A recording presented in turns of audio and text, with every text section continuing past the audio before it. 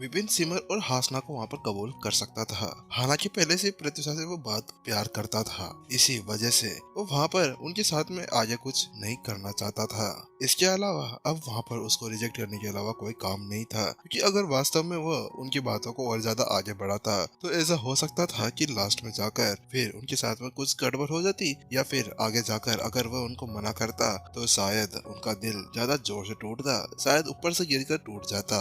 हालांकि विपिन अब इसके बारे में ज्यादा नहीं सोचना चाहता था, क्योंकि पहले ही अब उसके पास में और भी ज्यादा इम्पोर्टेंट काम पड़े हुए थे, क्योंकि आखिरकार उसे अभी भयानक के सेकंड बॉडी से भी तो निपटना था। क्योंकि अगर वास्तव में विपिन उसको ऐसे ही यहाँ पर भटकने देता है तो उसके बाद में रोसा साम्राज्य के ऊपर एक बहुत ही बड़ी आपदा आन पड़ेगी। कई मास्टर टीचर्स, कॉम्बैट मास्टर्स तो अपनी अपनी जान गंवानी पड़ेगी, और इसके अलावा विपिन के ऊपर भी बहुत बड़ा खतरा आ सकता है। आखिरकार वह एक सुप्रीम मास्टर टीचर है, और अगर यहाँ पर उस भयानक ने उसकी सारी खबरें बाहर लीक कर दी तो उसके बाद में उसके पीछे हाथ धोकर सारी राक्षसी जनजाति पड़ जाएगी। उसके बाद में विपिन इधर उधर छुक छुक कर भागना पड़ेगा, यहाँ तक कि वो तो यहाँ पर खाना भी सही से नहीं खा पाएगा। इसी के साथ में विपिन अभी सीधे हॉल मास्टर जगदीश के पास में चला जाता है, और वहाँ पर जाकर उसने वह सभी कहानी बता दी थी जो उनके साथ में घट रही थी। और वहीं विपिन की बात सुनने के बाद में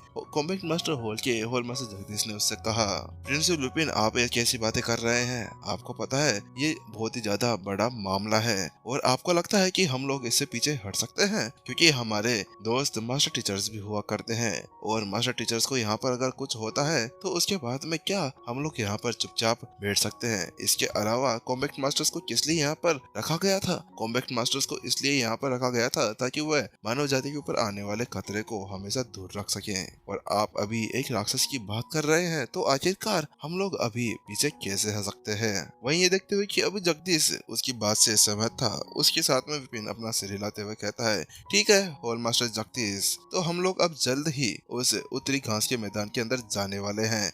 इसी वजह से आप जल्दी से अपने कॉम्बैट मास्टर हॉल के अंदर से दो सबसे ज्यादा शक्तिशाली कॉम्बैट मास्टर्स को हमारे साथ में ले आए, क्योंकि अभी हम यहाँ पर अपनी उस टीम को ज्यादा बड़े नहीं कर सकते थे। क्योंकि अगर हम लोगों ने यहाँ पर अपनी टीम को ज्यादा बड़ा कर दिया तो उसके साथ में अगर हम लोग वहाँ पर उस भयानक का सामना करने के लिए जाते हैं और उसने हमें वहाँ पर नोटिस कर लिया तो उसके बाद वो पता नहीं क्या ही करेगा। वो क्या पता हमें रोकने के लिए किसको कहाँ पर चोट पहुँचा दे। इसी वजह से इस खतरे का तो हम सामना कर ही नहीं सकते थे, विपिन ने जगदीश से कहा।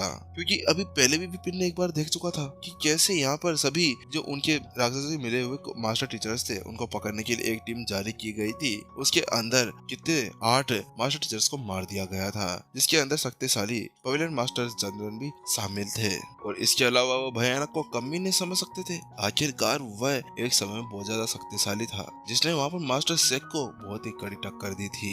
इसी वजह से अगर भयानक को वहाँ पर पता चल गया कि हम लोग उसका वहाँ पर स्वागत है या उसकी देखभाल करने के लिए आ रहे हैं, तो वह हमारा स्वागत करने के लिए वहाँ पर किसी को भेज सकता था।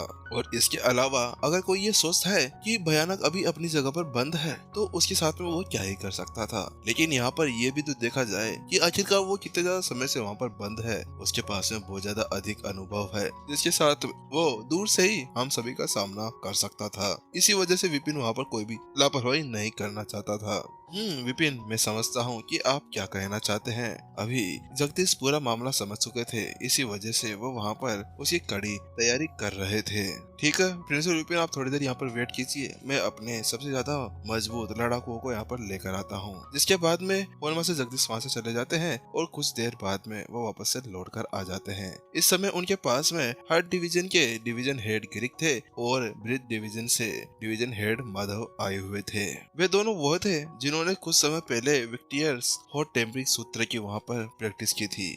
यहाँ पर उसके मानसिकता को इतना ज्यादा मजबूत बना दिया जाता था जिसके साथ में कोई उसके सामने आ ही नहीं सकते थे। क्योंकि इस समय वो जिस व्यक्ति से भी यहाँ पर लड़ने के लिए जा रहे थे वो कोई नॉर्मल राक्षस नहीं था, वो एक आत्मज्ञानियों की टेक्निक को लिए हुए वहाँ पर उनके सामने खड़ा हुआ था। इसी वजह से अगर उनके बीच में इस तरह के लड़ाकू रहते हैं तो उनके लिए ही अच्छा होगा। हॉल मास्टर जगदीश ने विपिन से कहा, विपिन, ये हमारे इस कॉम्बैट मास्टर हॉल की सबसे ज्यादा ताकतवर लड़ाकों में से एक है, और हाँ, मेरे बाद में इनका दूसरा नंबर आता है।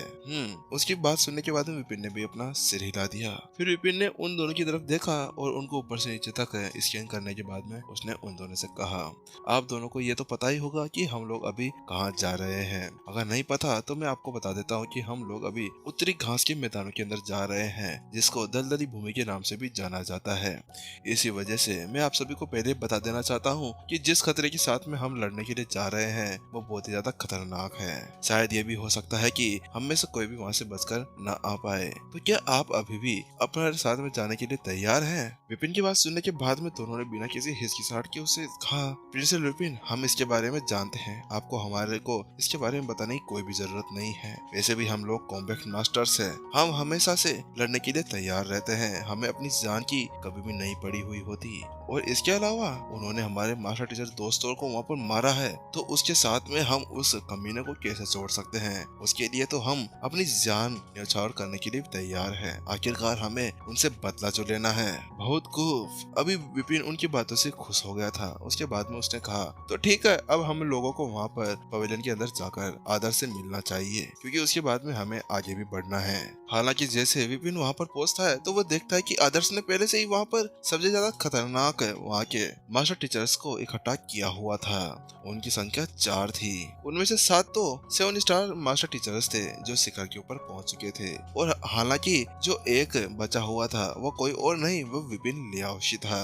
विपिन की नजरों को विपिन लियाओशी के ऊपर पड़ते हुए देखकर आदर्श ने कहा, प्रिंसिपल विपिन, बात कुछ ऐसी है कि हम लोग अगर यहाँ पर विपिन लियाओशी को हमारे साथ में लेकर चलते हैं तो ये हमारे लिए अच्छा होगा, क्योंकि ये पहले भी वहाँ पर उत्तरी घास के मैदानों के अंदर रहकर आया हुआ है, और इन्होंने वहाँ पर गोस्ट केव को भी छानबीन की है, जो जिसे भूतिया गुफा कहा जाता है। क्या भूतिया गुफा? वहीं आदर्श की वो बात सुनने के बाद में विपिन थोड़ा सा हैरान रह जाता है, क्योंकि उसने उसके बारे में कभी भी नहीं सुना था। क्योंकि किंगटेन साम्राज्य के पूरे दिमाग को स्कैन करने के बाद में भी उसने आज तक उसकी एक इमेज भी वहाँ पर नहीं देखी थी। उसके साथ में विपिन समझ चुका था कि आखिरकार वहाँ पर क्या हुआ था। शायद किंगटेन सम्राट की उस आत्मा ने पहले से ही अपने अंदर के उस खतरे को पहचानते हुए अपने अंदर से उस याददाश्त को पूरी तरह से मिटा दिया था, जिसकी वजह से विपिन को वहाँ पर कुछ भी पता नहीं चला था। इसके अलावा किंगटेन सम्राट वहाँ पर एक आत्मज्ञानी भी था, इसी वजह से उसके लिए सब कुछ करना बहुत ज्यादा आसान था। और इसके अलावा जो विपिन के पास में भयानक से रिलेटेड कोई जानकारी थी ना, वह बहुत ही ज्यादा कम थी। और यहाँ पर विपिन लियाओशी पहले से उस भूतों की गुफा के अंदर जा चुका था, तो ये सबसे ज्यादा अच्छा होगा कि वह उसे भी वहाँ पर साथ ले जाए। विपिन लियाओशी जल्दी से आगे बढ़ता है और दृढ़ संकल्प होते हुए बोलता है, विपिन, मुझे पता है कि हम दोनों के बीच में बहुत समय से बन नहीं रही है, हालांकि यहाँ पर अभी मास्टर टीचर्स की मर्यादा का सवाल है, इसी वजह से मैं आपकी वहाँ पर मदद कर सकता हूँ, क्योंकि मैं पहले भी वहाँ पर जाकर आया हुआ हूँ, इसीलिए कृपा कर मुझे वहाँ पर जाने के लिए मना न करें। वहीं विपिन लियाओशी के उन सभी शब्दों से विपिन भी चकित रह गया था, क्योंकि हालांकि विपिन भी उसे अपना एक दुश्मन माना करता था, क्योंकि जब से विपिन को पता चला था कि वह सैन कबीले के अंदर से था और सैन कबीला प्रत्युषा को वहाँ पर चुराने की कोशिश कर रहा था, इसी वजह से वहाँ पर वह विपिन लियाओशी को हमेशा सबक सिखाने के बारे में सोचा करता था। हालांकि अभी यहाँ पर मामला सब कुछ अलग था और इस वक्त उन्हें अपने व्यक्तिगत मामलों को बीच में नहीं लाना चाहिए था। इसी वजह से विपिन के पास में कोई और चारा नहीं था कि वह सैन कबीले के मामले में अपना पूरा विचार बदल दे।